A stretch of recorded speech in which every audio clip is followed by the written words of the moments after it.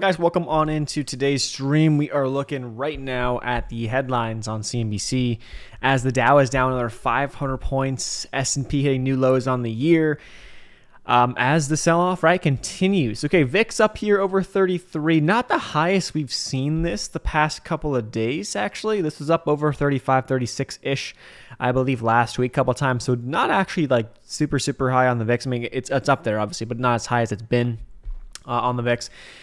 33, 34 on the VIX for right now. But I guess if we take a look right now at the S&P, what are we going to see? We are going to see it's actually bouncing a little bit here. So if we speak, as we're speaking right now, we're actually coming up on some of the areas we bounced up to the past like 2 hours really, and got rejected around this 402. So 402 VWAP's up here towards 402.50 or so, but we're down almost 3% on the S&P about 20 minutes ago. But now we're down about 2.25%, trying to push up there. It's the 202, just broke the 202 on that guy. There's a couple things I want to mention first. Actually, under the surface of the market right now, there's a lot of stuff that's getting hit harder. Walmart was a funny one. We were looking at this one yesterday. I was like, Walmart, to be honest, this little spot right here, 50 SMA balance could be a spot, and Walmart's holding up quite well right here. So your risk on Walmart is down towards like 148. If you're just going to take it for just a trade, I guess, on that guy. But that's one holding up quite well. Outside of Walmart, there's a couple things that, are holding up. But for the most part, a lot of stuff is getting hit yet again. We had Palantir earnings this morning. I have Palantir in my longer term portfolio, but, I have like an $11 cost basis. So I thought I got a decent price back in the 11s a couple weeks ago. Now we're much lower, so you have the opportunity to buy it again for a cheaper price if you want to hold this one for the longer term. It's definitely a higher risk play, but it's definitely something that I think in 5-10 years will do decent. But they had earnings, and in this environment, right, you can't have any hints of anything negative in your earnings report, or else you are getting slaughtered. And that's what happened there on that. Again, today's one of those days. I'm really curious to see how this week shapes up, because it really seems like a nasty day. ARK is down 8% today. Again, and the thing is funny about some of this stuff is that, is it funny? And it's not for those who are holding, but these things have already been down so much, right? And these continue to come down. Like if you're gonna have a bad day, you're gonna have a crash, whatever you want to say, right? And you're up having a couple great days in a row, a couple great weeks, months, and then you have a crash where like COVID happens, right? Or things kind of crash off a cliff. This has been the most just slow and steady bleed out that obviously is accelerated, at least as of late, the past couple of months. Really, in the past couple of days, it feels like that for certain stocks or certain sectors, but it's been just like that slow and steady bleed out, and now it's accelerating to the downside, which definitely hurts a lot of people. QQQ, look at this chart. This thing, we fell below our past supports. I'll draw the next area because these are going to be all areas we've been, as we've been stepping our way down. Next spot on QQQ right here towards 295, which we got pretty darn close to today. We came at 297.58, so that very well could be right in line of that next spot. That was the dip back here in March of 2021. So a little over a year ago, that was the QQQ dip. But yeah, this is under $300, believe it or not. So who would have thought that this thing would have gone in a month from, where did this thing go in a month? And this a little over a month, from 370 in the past month, from this 370 area down to 297. So 20% dropped in the past month or so, a month and a week, past 5 weeks on the Qs, which is nasty stuff. It definitely hurts the portfolios, right? It definitely does. But I do want to cover a couple things quick before we kind of just see how this all shapes up to finish out the day. TLT has been nasty, getting killed, but it's actually up today, believe it or not. So that would bring me over to the 10-year. And the 10-year is actually down a little bit. Now, it's not that much. It's still over 3. So is this anything to get super excited about? No, by no means. But the 10-year is down. So it's something to watch going forward. And it's something that I want to see how this handles the 3 to 325 area. It has not been able to get to 325 yet. Got close last week, finished up around 315, 3.15 or so. I want to see if I jump back to the past couple of days. Let's see what the highs we're going to get here on the chart. Yeah, it looks like we got up to I think 312. I think I saw 315 one of these days. Past couple of days, whatever. But that said, 307 or 3.07 is the 10-year yield right now, the 10-year treasury. We'll see if it's obviously going to, the trend's been up. We'll see if this continues to hold up. But But a bigger player, now this is not going to matter right now. Right now it doesn't matter, but a bigger player in the next couple of weeks and months to think about is this guy. So crude oil is getting slaughtered today with the markets, with crypto, with everything, right? Now, a lot of speculative assets are getting killed. Is oil a speculative asset? Not really in that class. It's a commodity, right? So you're looking at this thing and saying to yourself, oh, this is actually up around 110 to finish off last week. Let's go to the five-day chart. This is actually up here, up over 110 to 111. It even got to late last week to finish off. Now it's at 102. It's a pretty big. It's almost a $10 drop, in just over over the weekend into today. Now market's getting killed, so we'll see how this overall holds up. Well, if the market bounces, does oil bounce, or is that connection no longer valid there, or nothing really has been? But this going up, and this going up obviously weighs on inflation down the road. So for the month of May, if crude oil starts to come down under $100, right, and this starts to stay down, the key is it stay, then come June, when we get the CPI in June for the month of May, well, that could bring the numbers down. So this is going to be one of those things we're always watching. I'm going to be watching. Outside of this, there's other metrics we can look at, and we will look at when it comes to CPI, which we'll get to on Wednesday. We'll do the live stream for that too. But one of the bigger players right now to watch is going to be oil, just so you can pretty much tell for yourself like how bad it could potentially be. Obviously, this doesn't mean anything for the coming report, because if you go back over the past month, let's go back the past 3 months. We're looking at we're going to get the April report, which April actually may have been a decent month, because if you look at March, right, the average oil on price in March, we can probably find the number somewhere else, but for the most part, we had these dips down to the 95s. We actually had a couple times where we got up over, over 120, up over 110, and then April started the month off. For the first week and a half, we were actually under $100 on oil. Then we got above 100, barely, and kind of floated around $100 to finish off the month. And then really once we got to May, that's when oil started creeping up back up to 110. So the numbers there shouldn't be too bad on the energy side of things, at least oil. The question will be for May. So far, it's off to a bad start in terms of, okay, compare this to April. Well, we're looking like we're going to be at a higher level for the numbers going into May. But if this keeps up, no, we may not. We may be pretty much in line with April or lower. And then it comes down to other metrics. So all the other metrics we look at in CPI, are those things coming down, which I would imagine they will the next couple of months. The question is how much, and then the question is how much does oil play a role in this overall CPI number as well. That's what I'm watching. But seeing those things, seeing the 10-year actually not skyrocketing even further, the 10-year is actually down a tiny bit today. Nothing crazy, but it's down a tiny bit.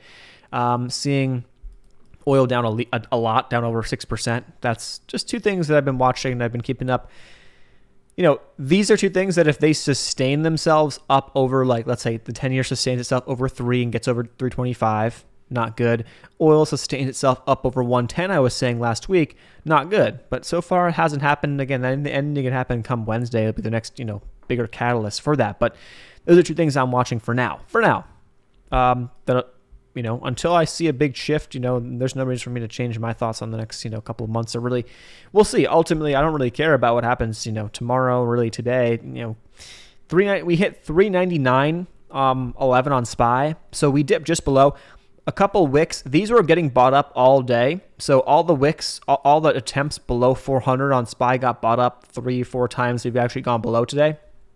Could we finish below? Could we go dump below? Sure. Could we finish up at 410 or not 410? Probably not 410. 405. Sure. We can have a rip or we can have a dump into the close. I don't know. I'm not really too concerned about anything until Wednesday. As we said, on Wednesday morning we'll get a lot more clarity. So the first 2 days of the week are kind of at least to me, we're kind of in limbo for now across what's going on. Did a poll on Weeble about CPI. 8.8 had the most votes by a long shot. So yeah, let me pull the numbers. We had 8.5 last month. So that's the thing.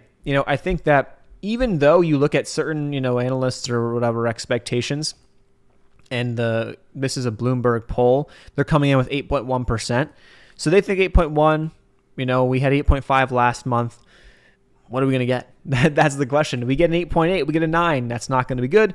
But I think the other piece to add in here is that I think that the market, I'm not sure. I really don't know, but I think the market may be pricing in or not necessarily pricing in an 8.1, pricing in inflation actually coming back until it happens, right?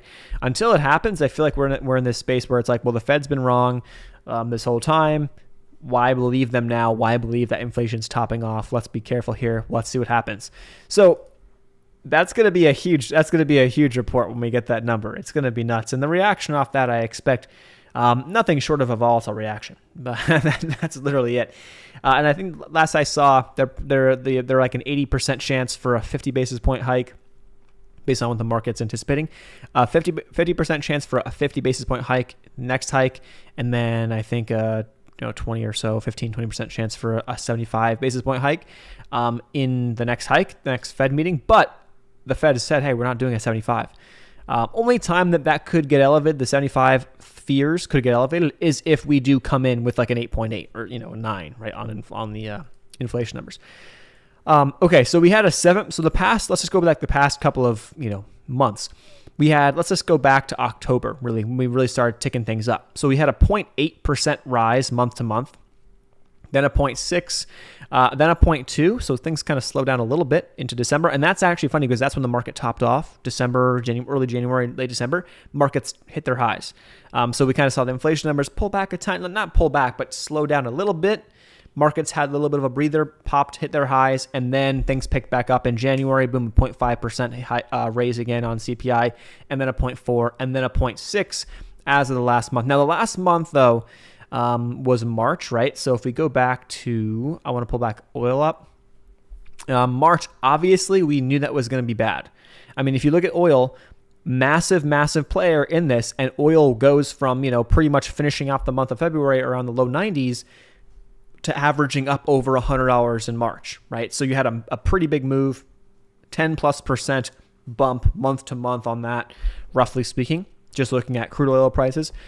So yeah, that played a big role in that. But now we're not getting that. So now you go now you go March to April, and things kind of flatline. Actually, if not, I think we're going to have a lower average oil price. So we might even see those numbers come down a bit, at least month to month, for oil and for some energy stuff.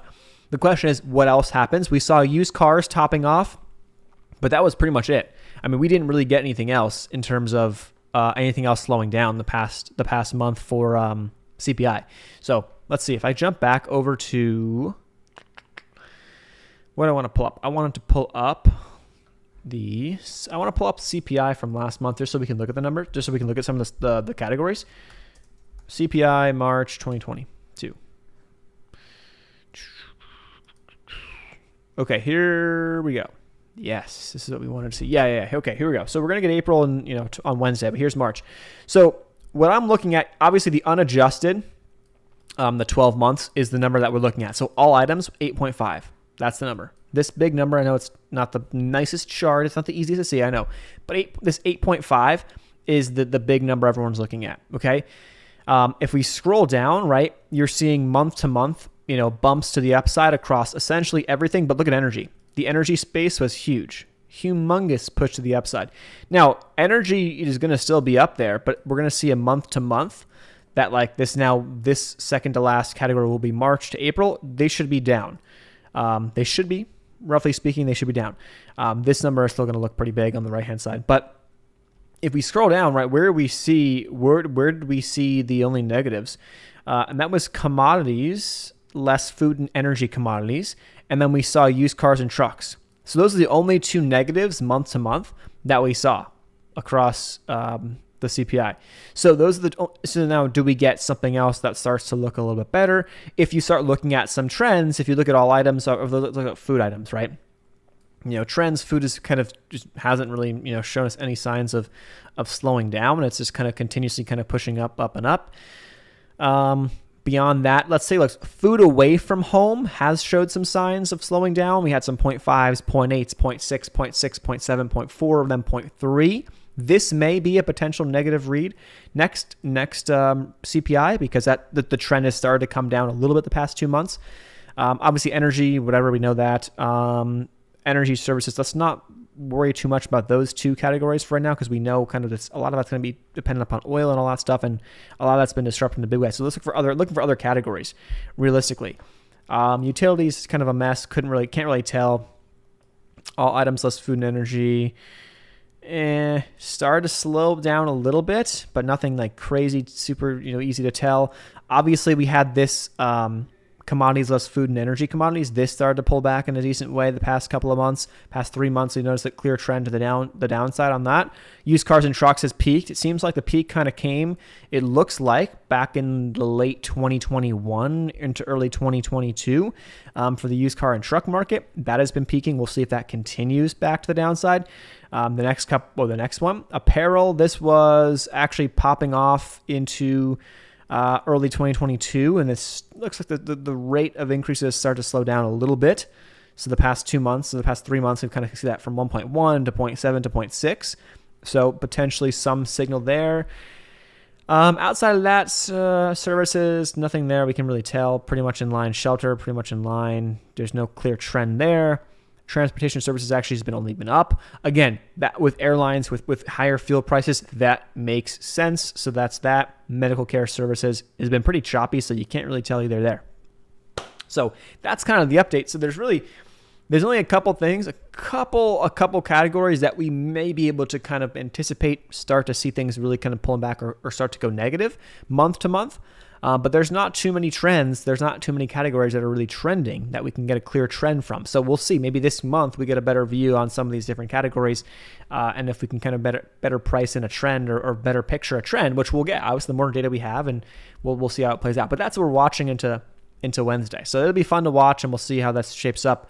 Again, the bigger players, though, is going to be energy. Energy is going to be big. So if this starts to come back, which it should, based off of April to March, this should start to come back or slow down a bit. You get a couple other categories that slow down a little bit as well, outside of other categories kind of pushing up higher. This number could come in a decent chunk. We'll see. It could come in. So the 8.1 might make some sense off the 8.5x last month. 8.1, we'll see again. If we do go higher, then that's going to freak people out. So we shall see. Here's SPY. Look at that little 5-minute chart. I mean, I've been using the 15-minute. We're on the 5-minute right now. Not as volatile. I mean, it's obviously a $10 a day to the downside, but it's not as volatile, I guess. At least it feels like as the past couple of days, maybe. Kind of just like a slow bleed out is what it's been. It feels like, at least. Wednesday's a big day. Not having fun anymore. No, definitely not. I'm definitely just sitting here like, yeah, this is great. This is definitely great. You guys see MicroStrategy? They have a ton of Bitcoin, but they came out and said, hey, if Bitcoin drops under like 21,000 or something like that, they get liquidated or something. That was some of the news that came out from Micro. I can pull it up. Let's just see. I can pull up the article, and we can talk about this one. MSTR stock. Let's just see. I'm just gonna look up MicroStrategy. MicroStrategy. So they were talking, I was seeing some news over the weekend. So this stock is getting absolutely destroyed. It's down like, what is it down? 25% today, which is nuts. $222. This thing was up, believe it or not, this thing was up over $1,300 a share. Back in, I guess when Bitcoin was pushing up back in early 2021. Nuts. Okay. So they have over 129,000 Bitcoin on their balance sheet, which is a ton. So it was like $4.1 billion worth. Now, the reason why this is getting scary is because they may potentially get liquidated back or down in the lower 20,000 range, which, when you have a ton of Bitcoin, that could dump, things even more. So you're just seeing, which is kind of interesting to see, like, how this plays out, but you're just seeing how the pressure, like all this stuff, again, a lot of this stuff is not like we didn't know this. This is actually not a bad spot. Bitcoin's down 10%. This is the first dip buy spot that even potentially interests me. Do I think we could go lower? Sure. But down here around 30K, we've seen this act as support. Chart wise, like it makes sense. Like if you're going to buy it here, like I understand why it makes sense. If you have a longer term view on this, then who cares? You buy and hold for the long term, dollar cost average. You don't even care about support resistance potentially. But if you want to, combine a little bit of looking at the chart and saying to ourselves, okay, what is a good chart risk reward just based on technicals? This is not a bad spot to take a nibble if you were interested in it. Do I think it could go way lower if the market goes lower? Yes. but that means that we're gonna see more downside. You would anticipate more downside not only in Bitcoin but in the overall markets as well, ideally, or at least more pressure, more chop, more weakness. So, just seeing news. Funny, we're just talking about it. El Salvador buys 500 Bitcoin, which is so they're we'll see how that shapes up. If Bitcoin drops to like sub 20K, that's a mess for them. But they keep buying. All right. Surprise some cannabis stocks. Well, you know what? I was looking at MSOS the other day. Last week, I believe it was. And I was like, surprised this is actually up. But MSOS, hit a new low on Friday and then actually bounced.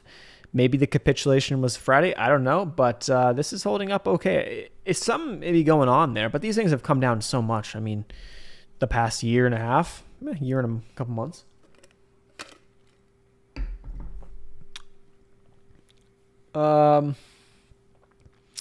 Surprisingly, some cannabis stocks holding pretty well. Again, looking at natural gas in the last month. We were looking at Boyle, right? Boyle was like the 2x ETF on natural gas. Natural gas, look at this thing. This is the, Boyle's like the leverage ETF. This thing has come back a 23%. Well, this is, of course, a leverage ETF, but this has come back a good chunk. This has ripped even further, though, natural gas-wise, just in the past month, like in April alone. Like if you look at where we started in April, you're back here, and then you finished the month off. Where was that? The second. Yeah, so you finished the month off 80. Yeah, so it was a big move on natural gas. Natural gas had a really big move last month. Oil kind of slowly grinded higher towards at least the past couple of days, past couple of weeks.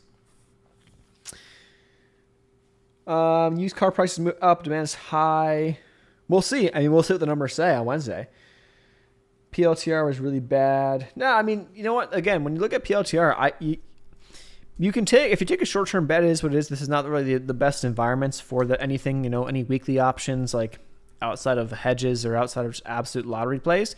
But this is something that, hey, now you got under $10. Again, it's a stock that we talk about as it's obviously a high growth type play. It's obviously a speculative stock. But you look at this thing now and you say to yourself, okay, well now I can grab, let's just say 100 shares of this thing for $750 and sell covered calls all the way every week.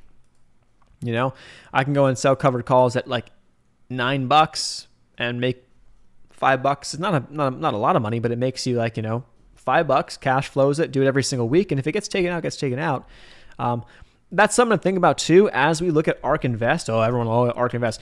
But we're getting down to a point on ARK Invest where if now this stock becomes a lot easier to be able to get 100 shares of for a lot more people, the lower this thing comes. So you're able to do that too.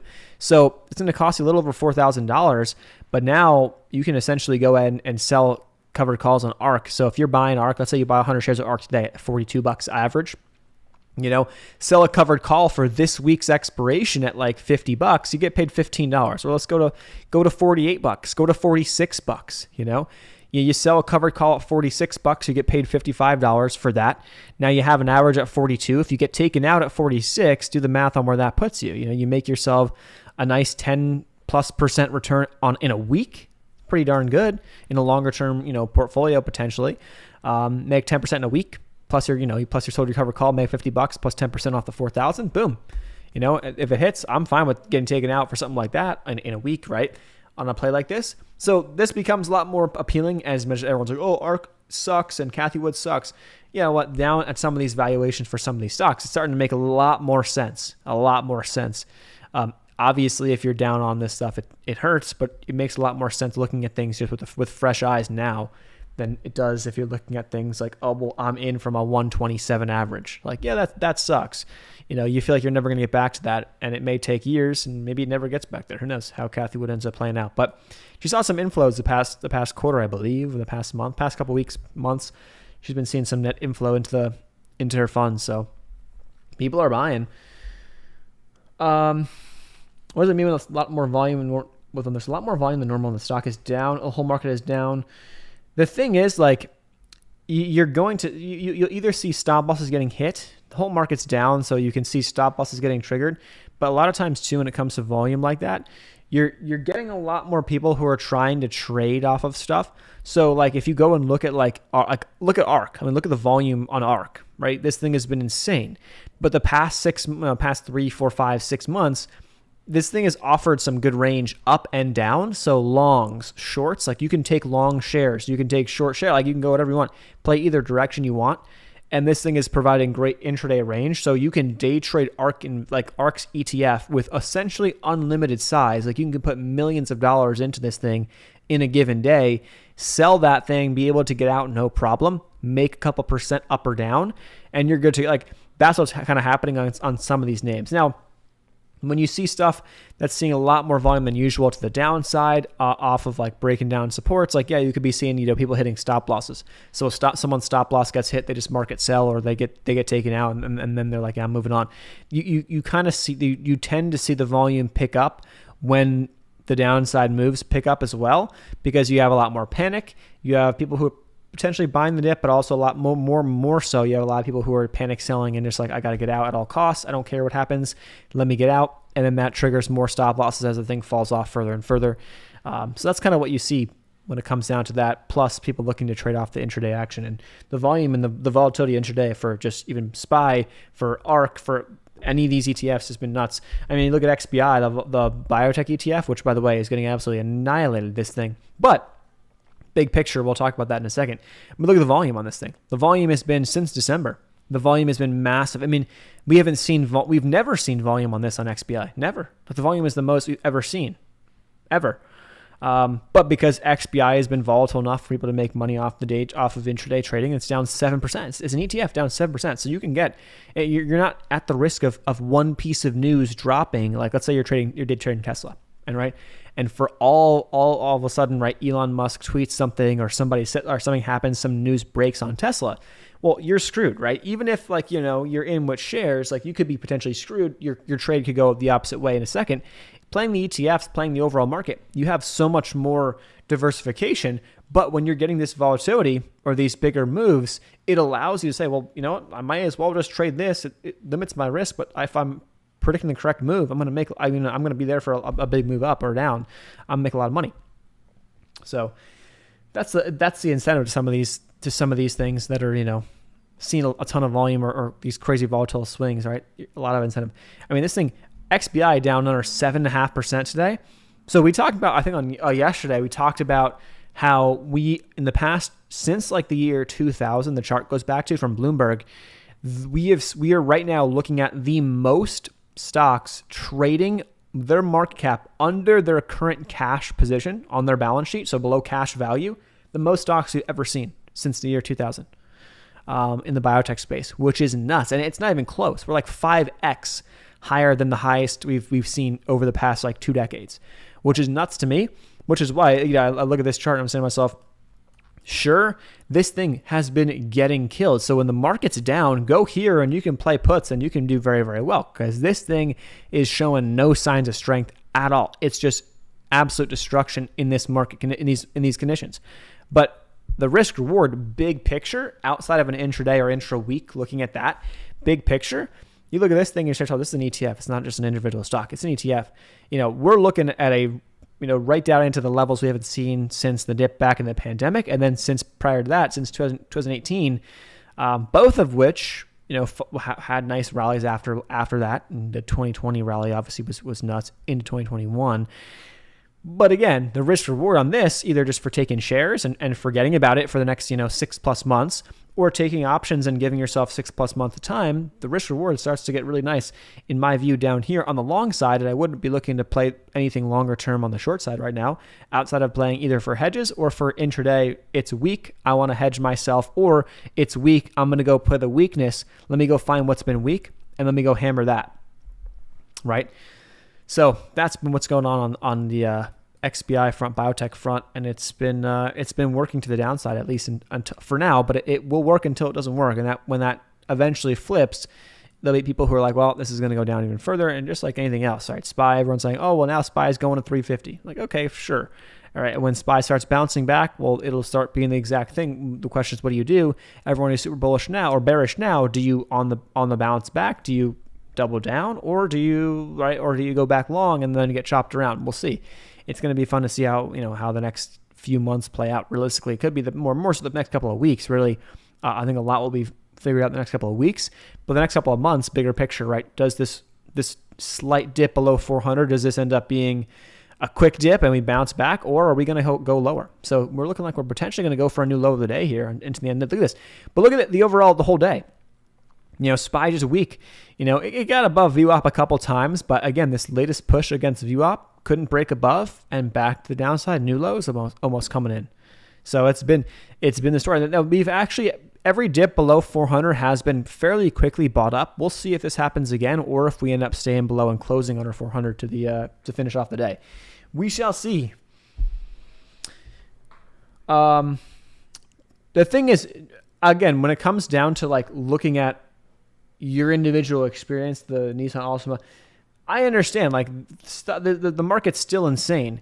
Doesn't mean, just because the market's still insane doesn't mean that it's coming, like it's going back up, right? Like we could still see this number, the used car market, where is it? Here it is. We can still see it being slightly negative this coming months. It's still up 35% year over year. Like it's still up massively on the year. It doesn't necessarily mean, it depends upon where you are, what cars, what the demand is in your location, all that stuff, right? It depends on a couple things. I know that my parents recently bought a car. Like they're in the market for one. They kind of needed to get one. I thought it was a decent deal relative to what it was. It was like a Buick, but relative for like what the car mileage had and stuff like that. That was a decent deal. But you're seeing like they have a car. They had a car looked on the Kelley Blue Book. It's literally a Honda Civic from 20. I forget what year it is. It's from it's like maybe 2008, something like that is the year. 2007 maybe the model. But the car has now, from I think the past like 5 years, they got it appraised, or they had it like looked at or whatever, and it was like worth, I don't know, whatever it was. But it has gone up in value, and they've put on an additional like 30, 40K, miles, which is nuts. But that's what you're seeing, right? And it's not even just like, oh, the expensive cars. It's everything, right? But this would need to come back for it to be noticeable. Like we need to see like 5 months in a row, really, of a decline in prices for that stuff. We'll see. Pretty big decline in March. Wouldn't be surprised if it's potentially back up for April, based on how March looked. But we'll see. That was the weakest category, at least it's been. Oh, look at this, 398 prints now on SPY. 397 is the spot. If I go back here, this is the gap fill back to the initial push above the 400 level on SPY. This was a really interesting spot. We broke above that pretty quickly. So that's a gap fill right there we're looking at as a 397. That's 397 is where I'm looking at personally, at least, as a better potential. If you're looking for just a fresh dip buy area, could be a good spot. We're coming into that gap right now. My guess is we could probably hit that 397 before the end of the day if this sell-off continues to intensify. So we'll see. All right. Margin calls, where everything micro dumps. Bitcoin is dumping. Bitcoin goes below 21K. They'll get a margin call. Yeah. I will see if I don't know. I don't know if Bitcoin's going that low. It could flash crash, like all that, right? I guess you could, but my guess is that, we would need to see a really, really continued sell-off in the market for that to happen. And with how nasty things are today and how they've been on the NASDAQ, we're going to get a bounce. The question is when. We're going to get a bounce. The question now becomes this. On the NASDAQ, for example, right? We're so oversold. We're going to get a bounce. This bounce that we get when we get it, okay, it's okay. You can guess where is it coming from, where exactly does it go to, 11,000 first before the bounce, or is it bounce from here or whatever? Okay, sure. That aside, the question is, if we hit a bounce, does it sustain? Like that's the ultimate question, right? Does the bounce sustain, and do we kind of see the same situation like we saw if you go back to the pandemic, right, where we bounced and it was like, yeah, no way this can hold up, right? No way. And then what ended up happening was, we bounced from this 6,600 on the NASDAQ up to almost 8,000. We pulled back down to just over 7.3, and then we kept going. And I was like, no way, it keeps going. And then it kept going, and it kept going, and it kept going. So that's what and realistically, the question is, when the bounce comes, whenever it is, do we get that? And does other stuff kind of fall into place to support the continued rise? And do we get enough people behind that? Or is it a quick, bear market rally, and we bounce up and then we get rejected and we fall back off, hit new lows? Like that essentially the bear market rally idea, or the thought process behind the bear market rally was valid or it has been a bear market rally on this rally from March to beginning of April on the NASDAQ. So we popped from this 12,500 area up to almost 14.6 or 14.7 on the NASDAQ, and then got rejected. Okay, bear market rally. We couldn't break a new high. So boom, new lows are hit. Bear market rally, right? That's the question of what happens, next. NASDAQ down another 4% today, believe it or not. NASDAQ down 4%. Bitcoin obviously getting destroyed with that as well. Take this, Bitcoin down 10%. So, I mean, I'm thinking this is not a bad spot for a first nibble idea if you are in the market for potentially some more Bitcoin. Not a bad spot. Again, my view is hold it long. Don't just be day trading it like, oh my God, it's down tomorrow, I got to freak out. Like, no, it makes sense. Obviously, if you held yourself back and you restrained yourself from buying this thing at all-time highs when everyone was saying it's going to 100K, 100K, 100K, 100K, 100K, right? If you held yourself back from that, great. This is a much better spot than buying up over 60. So that's a win in my book if you're going to buy it now versus at least before or versus buy it then. The stat about the biotech. Sorry, I'm behind on this stuff, but let me pull up Twitter. So I'll pull it up again. This is nuts. I mean, when I saw this, it was like, well, this is pretty wild to me, but I had to at least mention it. So here's the chart. So I'm covering up the 2022, but the x-axis, the right-hand side says 2022, and it's from Bloomberg. So this was as of like last week, which is probably only gotten more this week because they've traded down further. So since the year, literally since the past 2 decades, it goes back 2 decades. It goes back to 2002. Okay, you can see how many stocks of the Nasdaq Biotech Index were trading below their cash value. And it's not very common, and it doesn't happen all the time, and there's not many times where you see this. And the last time we saw it was like 2019. We saw a little bit over 20 stocks trading below their cash value. Right now, we see like 86. This is probably going to be even higher. So you're like 5x almost. You're like 4 to 5x more than the highest previous point we've ever seen over the past 2 decades. That's why this chart alone is why I like the biotech so much for a bounce, because there are so many stocks eventually, and it's taking time, right? No one wants to play risky stuff. Everyone wants to say, nope, de-risk. Nope, I'm not touching it. Nope. I get it. They're the riskiest stocks in the market. But at some point, they're going to get bought up again. And also the reason why too, for biotechs, for the people who understand this, the problem with biotechs is that a lot of these companies, they have these crazy pipelines and they have these crazy this crazy need for cash so that they can fund their pipelines, they can fund their research, they can fund their trials, they can fund this so they can come and innovate or bring in new drugs. A lot of small caps and penny stocks are absolute trash BS companies. There are some that are decent. And there are actually these days that you go out and look, you go find a ton. Like this is where my focus will be come the time once we start seeing this tide turn. There will be, like I said yesterday in the live stream last night, there will be 500, 1,000% runners again. Whenever the market turns, that will happen because we have so many stocks that, could legitimately do that off of a good news, off of positive phase 3 data, off of an FDA approval. Like there are stocks that are trading at like ridiculous levels compared to like, okay, obviously biotech, small cap bios are a completely different situation, different sector, different story than you go and look at like a large cap, like an Apple, a tech stock, like they're not going to, there's a lot more risk in these stocks. And even if they are trading below their cash value, people still can look forward and say, well, there's still a lot of risk because they're going to eventually burn through that cash and they're going to need more at some point.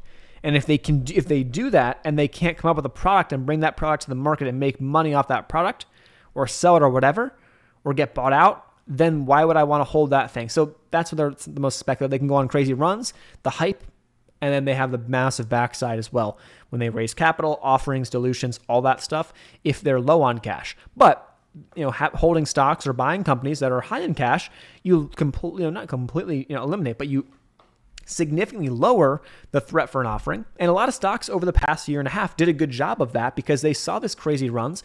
And I think it was one of those stocks, ATOS just comes to mind as like I know it's random, but ATOS, a biotech stock that people actually liked a lot. It was a stock that I was in a couple weeks back, fell below 110. I got out. But it was nuts. This thing went on a crazy run. But what they did in this span of time is that they did so many offerings, they raised so much money that they're sitting on their, I think their market cap is actually now below their cash position. Like they're sitting on the market cap and cash. They're one of those stocks that kind of fits that category, right? But they took advantage. For the companies that didn't take advantage, huge danger right now because you start falling off. You need to get your stock price back over the minimum bid requirements to remain listed on these exchanges. And now you're screwed. You got to raise, you have no funds. You can't do your research, you can't expand your business, you can't grow because you have no funds to grow, and you're in a tough spot. So that's how you can see delistings and whatnot, and that's the danger. But being selective here, there's a lot of selective, I think, really, really good opportunities in this space. So that's the whole stat about the biotechs, which is why I like XBI for the bounce when the time comes. It gets slammed down 8% today alone. This thing will get slammed when the market's down in this environment. It will. But you start looking at things and you start saying to yourself, okay, let's just look at a couple things. 10-year, it's actually coming back down. Actually, maybe it falls under 3 this week, believe it or not. Inflation, if oil starts coming back down, maybe that helps. Maybe that starts to drop some of these numbers. And if we see inflation back down, we see the 10-year coming back down, and we see a little reversal in bonds, and we start seeing, the market kind of pick things up and react off the inflation coming down. The Fed's working, and now all of a sudden, wait a second, inflation starts coming back month to month to month. There could be a good tailwind for a reversal move on some of these plays.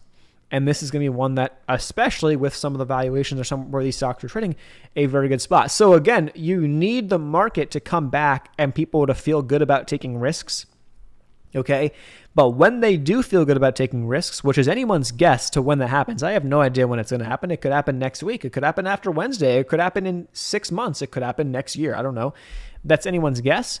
But then when the time does happen, when the tide does turn, there will be some big reversals. Individual stocks, I think, are a lot more. They could make you a lot more money. Small cap, wise, when the market presents itself. But outside of individual stocks, just looking at the sector in general, I think the risk reward gets really, really nice down here, especially under $65. I mean, this is nice in my view. So that's where I have a decent chunk of change positioned. And then if I get annihilated on it, I've been getting annihilated because of course you can never time the bottom. I've been getting annihilated, but will I be getting annihilated in 6 months is the question. And and I'm looking to let that play out for now. No reason to change my thought process on that for now, especially when you see stats like that. All right. Downside, personally, 1 or 2 more weeks. Let's see. Let me jump through some more comments. Nasty day for XBI. Yeah, we just talked about it, but yeah, it's nasty. GR and Key broke down through 40 back in the 30s, held strong. It is. It's tough. Not much is holding up in the market right now. So it's tough to look at your individual small caps and go, well, it broke below support. Yes, it did, but everything is breaking below support. So it's tough. I can see that happening if I'm multiple. Yeah, if you're gonna go and look to trade and play with big money, on a large account, we're talking hundreds of thousands to millions, multi-millions. Then yeah, go and making 2% is great. If you can toss your whole account in there, or use margin for if you wanted to. SPHD has been holding up monthly dividend. Grab the 43s. SPH, let's take a look at it. Sorry, I'm behind on the. Look at that chart. Very nice. I mean, this thing it's dipped below the 50 SMA a couple times, but very nice. The S&P 500 high dividend. Low volume, low volatility ETF. I mean, again, you see where people are at right here. Look at this volume. The volume from mid-April on has been elevated in a big way because everyone's like, I want to lock in a nice dividend and I want to get out of this volatile market. Now, of course, when SPY bounces back, if you're the one to get caught up in FOMO, when SPY bounces back, because it'll happen eventually, are you going to sit back and go, oh my gosh, I need to get back in. I got to go buy calls. I got to get back in here because now I can go and make a couple percent back the upside on a swing back up versus this might not be as much. So, it's up to your style and strategy. If you're much more of a dividend investor, long-term investor, you don't have to worry about too much volatility here. You just let your stuff run. And this could be the ETF for you. And it comes down to really, like I said, if you're 20 years old even 18 years old, you have a different risk tolerance than somebody who's 60, or even 50. It's a completely different game, which is why like someone seeing their portfolio fluctuate 20% in a week or in a day or whatever, that might not phase someone who's 18. And obviously, right, you take your lessons and you learn from that. And if you're in this game for the long term, that'll benefit you in the long run, right, in a big way.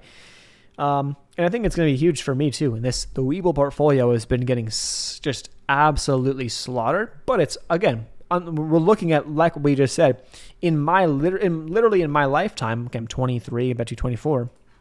In my lifetime, I have never seen a time. Of course, I wasn't looking at the markets in like 2002, but even back then, I have never seen a time where biotechs were trading this low. In general, I've never seen a time. Never. Right? Now, maybe this, of course, we're rewriting the script right now. So maybe this extends longer. Maybe it's not. Maybe it's a shorter term, blip. I don't know.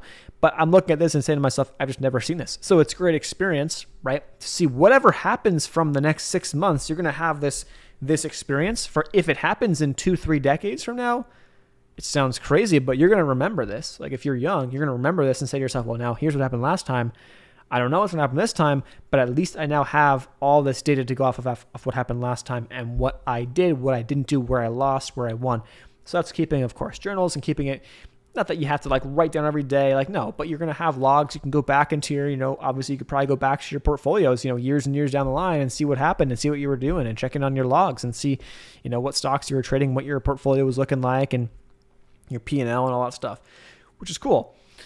So that's the benefit to people who are young. But again, if you're older, right, and you want to be in stuff that's not gonna, you don't want to have your entire wealth that you've accumulated over the past decades just get annihilated in one swipe to the downside, or because you're all in a biotechs. Like you don't want that. Like you definitely don't want that. All right. Let's see. Scrolling through. SoFi. What's up with SoFi? SoFi has earnings this week, I believe. Is it tomorrow? Maybe. I think it might be tomorrow. SoFi. Yeah. Oh, man. So, again, look at SoFi. We can extend this channel. This channel has been acting very, very nice. I mean, it's been respecting pretty well. So, it got up towards that top of the channel, and then it sold off again. So, look at SoFi again. There's two stocks here. Now, SoFi is interesting because the student loan situation is where I'm really more so, before I like get overly excited about it, I'm waiting on that situation to see how that shapes up. But realistically for me on this, if SoFi, gets down below $5 a share and they eventually are like, hey, student loans, they're going to be due, like we're going to restart payments again. It is what it is. Maybe they give some debt cancellation. Maybe they don't. Maybe they do. I don't know. The problem is they've been pushing and pushing and pushing. And so SoFi's like, hey, we're going to get a lot of refinancers. Well, now the problem is that, okay, well, rates have gone up. So people are like less inclined to refinance because the government rates, aren't maybe looking as nasty as they maybe once were compared to what you could have gotten if you refinanced lower. So now you kind of have that push and pull on SoFi. I do like it for the long term. You're going to have to let this kind of storm blow over eventually. But SoFi down here, I've been saying it for a while, but down the lower it gets, the more enticing this thing becomes. And especially down here in the $5 range, you can grab 100 shares, no problem. It's going to cost you like $600, $600. You get 100 shares of SoFi, and now you can go sell covered calls every single week and cash flow off that. So I like that, as a great idea going forward, as to pick up in the long term, start selling covered calls, lower your cost basis.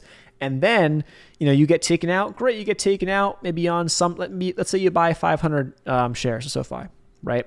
Spend like 25, whatever, something like that, $100 if you do that, right?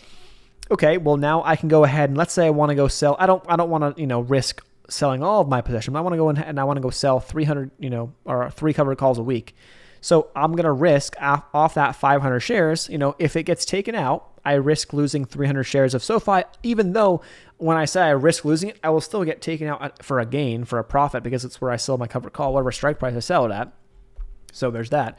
But yeah, you can risk, 300 of those 500 shares and then go ahead and sell and grab, like, for example, on SoFi right now, when the market's down, it hurts. But let's say you do that and you bought it right now. go ahead and sell the 7 or the 750 strikes. So the 750 strikes are going to pay you $8. Okay, $8 times 3, whatever, do the math on that, $24. Okay, great. I make $24, on my $2,500 position, which is a lot, it's not that much money, relatively speaking. But if we do hit 750, which would be about a 25% bounce, actually more than that, about a 30% bounce in SoFi by the end of this week, I mean, come on. I mean, I would take that, right? I would take that if any day. So if I buy SoFi right now and it hits 750 by the end of the week, and I sell 3 covered calls at 750, please take 300 shares away from me at 750. I will lock in 30%. Great. And now I still got 200 shares left. I can ride those 200 shares, sell some more covered calls back on the way up, and just kind of step by step play this game on the way. By the way, as we're just talking about SoFi, look at this. We pretty much hit it. We pretty much hit that 397. So that target spot, I'm going to grab another SPY call really quick just because this is the spot that I wanted to do so. Actually, I can grab an SPXY as well. Either way, I'm probably going to go with SPY call instead. But yeah, I'm going to probably grab one of those SPY calls that I wanted to snag out to June is what I have. Let's see what I got. Yeah, 28 cents. Please give me one more of these. Let's take, I can take 2 of these actually. Let's take 2 at 28 and then we're good to go. So that's that. Bring the average down and let things play out. So SPY, look at that, just coming down. Gap is filled. We're going to close under $400 today, it looks like. I mean, you're going to see, you want to talk about panic, you want to talk about people freaking out, that is going to be this evening. Go on Twitter, just go watch CNBC, go on anything. You're going to see this probably all over the place now. Everyone's freaking out about this thing dropping below $400 and selling and staying below $400 to close, at least for today. So maybe tomorrow we get one more gap down, and then we'll see what happens tomorrow's action, and then tomorrow can be a pretty big day leading up into the big day for CPI on Wednesday. Again, when you get a sell, again we've been selling off, right?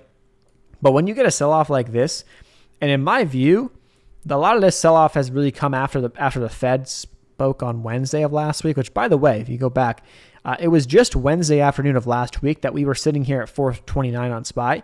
We're now at 497, actually 397, 396. So pretty nasty move back down. But if we look at things big picture, right? Like that's a massive move down, but it's really, we've been selling off really in anticipation of this CPI, I believe. So you start pricing in this CPI. You've been pricing in this CPI the past 3 to 4 days, three trading days. You get one more day tomorrow to do it. The further down you go, I mean, you're minimizing your risk on the CPI, because the lower this thing goes, unless that CPI comes in, again, unless the CPI, whereas it comes in at like 9%, I mean, if we're down in like the 390 area, 385, I don't know, let's say something like that, your risk reward is really not great on the short side on that after just going straight down from 430. So we'll see, but the CPI will be the biggest key. At this point in time, it seems like there's nothing else. I mean, there's just no hope. It just seems that's just the feel. That's the feel. All right, scrolling through some stuff here. Let's see. Every pop was shorted today. Yep, same deal. XBI is an ETF. I like XBI, again, like I've been saying, because biotechs have been beaten down to a pulp. I like XBI. Again, you need a couple of things to happen. Inflation has to come down, so we need to see oil, we need to see those numbers, CPI coming down.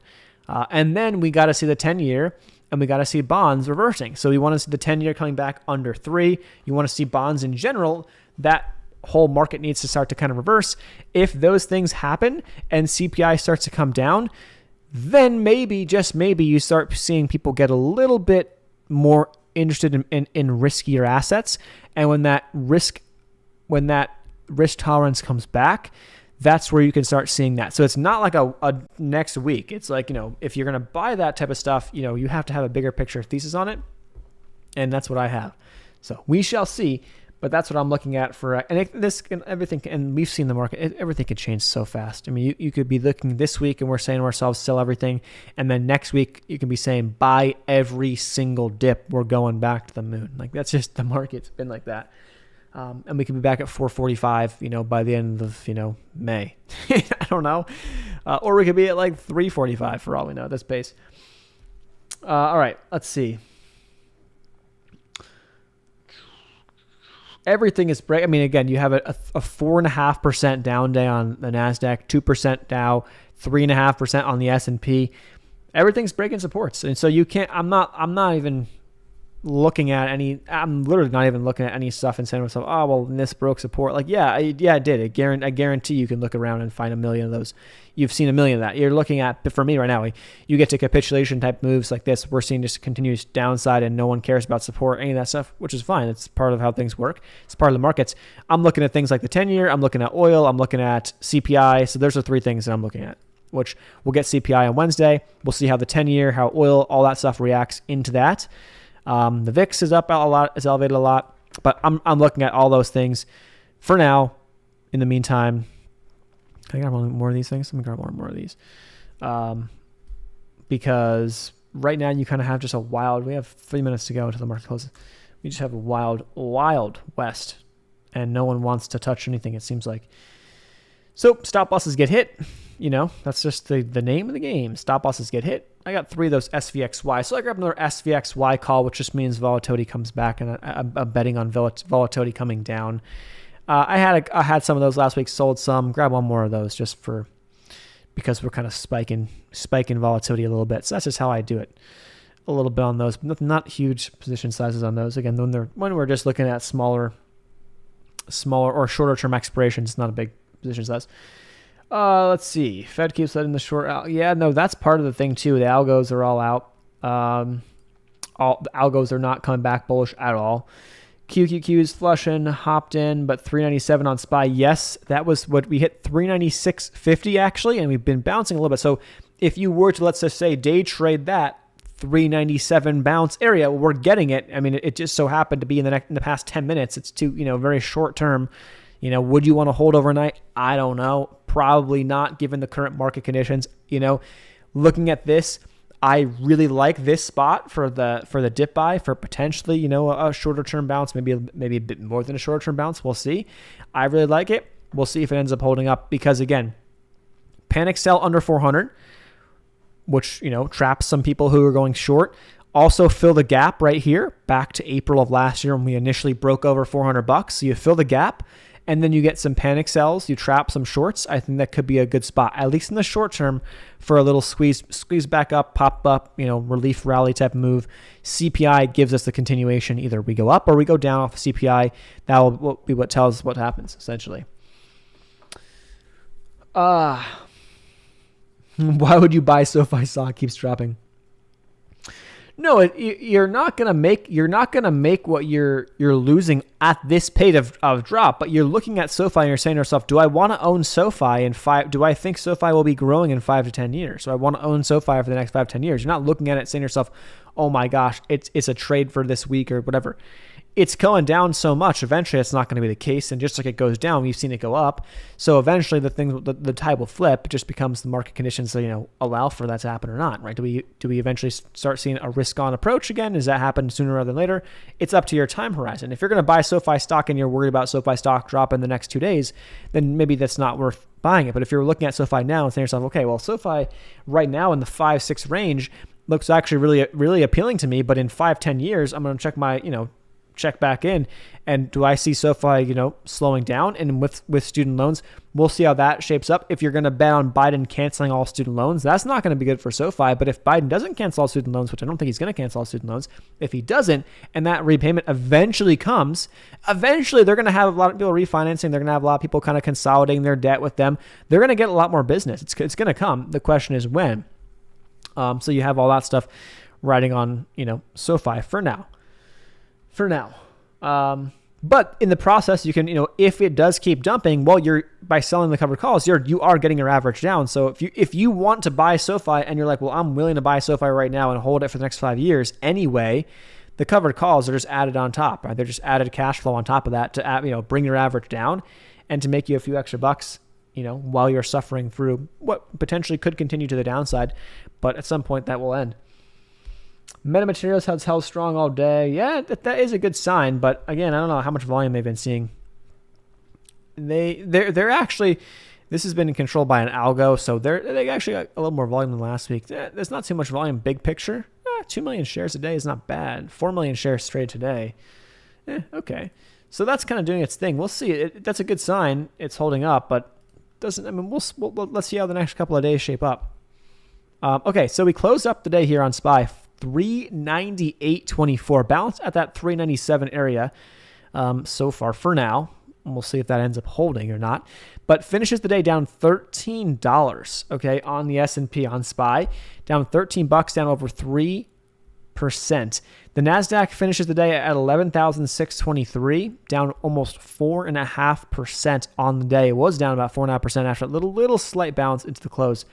And the Dow finishes down about 1.89%. Crazy. The Dow, big picture on the Dow, is breaking below the lows of the year right now. So we're working back below the February lows. We're pretty much right in line with that for right now. So we'll see if that ends up holding up. The Dow has held up a lot better than everything else. So there's that. There should be a video if you type in cover calls on the channel. If not here, there should be. There definitely is. There definitely is. They're a little while back, but there definitely are videos going over covered calls. There's even the wheel strategy. If you look those videos up too, those are some good examples of kind of how that stuff works. But essentially, like if you're gonna if you're gonna go buy a call, you think let's say you think I don't know, Apple's gonna go up tomorrow or this week, and you were to go and buy an Apple call, right? If you own 100 shares of the underlying stock, so if I owned 100 shares of Apple, I could just go sell a call. I can go sell one call per 100 shares that I own.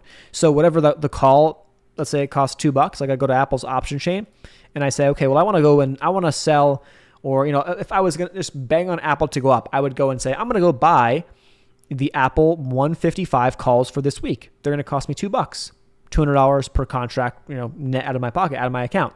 Okay, great. If you had 100 shares of Apple, you'd go say, hey, well, I'm going to go sell a covered call. I'm going to go sell the right to my Apple shares, and I'm going to go sell it at 155. I'm going to go collect $200 in the process. Now, if Apple finishes the day or the week, the expiration date of these options, okay, if it finishes and closes that day above the strike price of the covered call you sold, your shares get assigned. So you lose those shares, but essentially they get sold at the strike price, so at 155. Okay? You also keep what you sold in terms of the covered call. So if I sold a covered call at $2, I keep that, my shares get taken away at 155. So depending upon the strategy, it could be good for some people. If you're a long-term investor, it could prohibit you because you can get taken out and you can end up missing out on bigger moves. So it could be bad, but if you're looking to cash flow, it could be a way to cash flow. Or you can go and sell way out covered calls. If I go and sell the Apple 165 covered calls, yeah, there's a good chance it doesn't get there this week, but they're going to pay me like $18 to do so. It's not a lot of money relative to my position on Apple. If I had 100 shares of Apple, it's not a lot of money, but at least I make $18, and you can be pretty safe in selling those covered calls. So it pays you a little bit more of a dividend on top of the dividend the stock pays you, and it's a little bit safer to go way out in terms of strike price. So it comes down to what your risk tolerance or what you want to do. And when the markets are going up and up, these calls generally are juicier. When the volatility is higher, they're generally juicier. So it depends on the conditions. Right now, they're not probably terrible because of how volatile things have been. So they're actually pretty juiced up, I would say. But we saw Apple drop today alone $5. So, it could bounce back $6 tomorrow for all we know, or, $10 by the end of the week, be at 162. And, you could be, if you sold a 155 covered call, you could have gotten this, you could have had a $7 higher move up if you just held your shares. So that's the downside of it. A bigger picture on Apple right here. I do want to see how it handles the 150. So maybe tomorrow we get a test of 150. It's breaking below this trend, which I'm not super concerned about. I'm more so looking at this 150, which is the lows back from March on Apple. So there's that. But yeah, we're below. Look at this, looking at SPY, and you're looking at this thing and saying to yourself, "Wow, man, there's no 400 in front of it. It's been like that for over a year. We haven't come back under 400 for over a year, but now there is no 4 in front of that that front number is not a 4 anymore," which is crazy. Sell off continue till Wednesday. Either pull out of the market, either you pull out of the market or we go create. We go. Yeah, that's very possible. That is very possible. A couple earnings today. Plug Power, Blink, but again, I'm not like super really interested or really concerned about a lot of the earnings and stuff that's happening right now. It's just a very difficult time to be involved, in the market. There's not going to be too many things that are, going to be holding up. You got to have killer earnings to be holding up in this market conditions, right? As of right now. But yeah, I mean, there's no reason to pull out of the markets. I mean, if you're obviously going to be looking at short-term stuff, then maybe there's a situation there. But there's no reason to pull out of the market, long-term, right? Just buy more, long-term positions. Like if you like SoFi, if you like, Tesla, if you like whatever, Palantir, I don't know. These have been getting, Palantir and SoFi have been getting killed. So those 2 examples. If you like them, buy some more and forget about them. I mean, I have actually, that's what I've been doing. I mean, I have Palantir. I didn't buy in today, but going to buy some this week probably in my IRA, and long term just forget about it for probably for a long time. I mean, I'm just going to hold it there and let it do its thing. I'm not going to sell it, no reason. So that's what I'm going to do. But yeah, that's the plan. So that said, wrapping things up, I appreciate you guys like always for tuning in. The big picture of things to look at. 10-year was down a good bit today, by the way. This keeps coming down. It's going to actually be a good thing for stocks and for tech especially. Oil coming down will be a good thing for inflation. So those are 2 things to watch. I've been watching. CPI comes out on Wednesday morning, 8:30 a.m. Eastern. We will do a live for that. And so make sure you're tuning in for that. That'll be our Wednesday. We'll see. Maybe we do a Wednesday afternoon as well, but at least at a minimum Wednesday morning for the CPI. So we'll come on like 8:15 a.m. Eastern. So 7:15 my time, Central Time. They're expecting about an 8.1% year over year rise versus last month we saw, what was this? We saw an 8.5, so a slowdown in the numbers, which would be a good thing. Big picture for the stock market. The question is how the market reacts to that. We shall see. The more downside that we put in the next, or at least today and tomorrow, maybe tomorrow bounces, I don't know. The more downside we see right now, though, the more bullish I would be going into that, whether the number is higher or lower, whatever, because you're pricing some of that in. Upstart, I just saw some pop through. Oh my goodness. Upstart closes the day at $77. Look at this. And it makes sense because we've been seeing annihilations. Upstart guiding down on their quarter 2 estimations, substantially lower than expected. They're guiding down on their revenue. So that is not going to be good, and the market does not like that, and Upstart is getting nailed. Upstart is now down 30% in the after hours. One of the earnings reports that just popped off, which is nuts. So Upstart waterfall to the downside. Jeez. But I mean, that's just something to think about now too. Maybe you like Upstart. I'm not really sure. I haven't followed them too close, but maybe you like Upstart, and now Upstart down in the low 50s, or if it goes below 50, maybe that's an idea for the longer term position to add to. So hopefully that's helpful. Appreciate you guys like always. Again, stay tuned for live on Wednesday, and I hope to see you guys there. Peace out. Hopefully everyone, managing your emotions, keep it pretty calm. I'm getting slaughtered, but I'm not out here crying and freaking out and selling everything. So let things play out. Take it day by day. Be calm. Let's see what happens. The big thing for me is inflation. When we get these numbers, we'll get a better feel for things. And then maybe the dip gets bought. Maybe it doesn't. But we'll see. Upstart getting slaughtered. Clover Health has earnings as well. Let's take them just really quickly. Let me just jump over Clove. Where's Clove's chart? Clover Health is at 255. Wow. Well, they're popping off a little bit, looks like on earnings now, but that thing has gotten beaten down to a pulp. We'd love to see the meme stocks kind of surge back up, but who knows when that happens. That said, thanks so much, guys. I will see you on Wednesday. Peace out. Enjoy the rest of your week.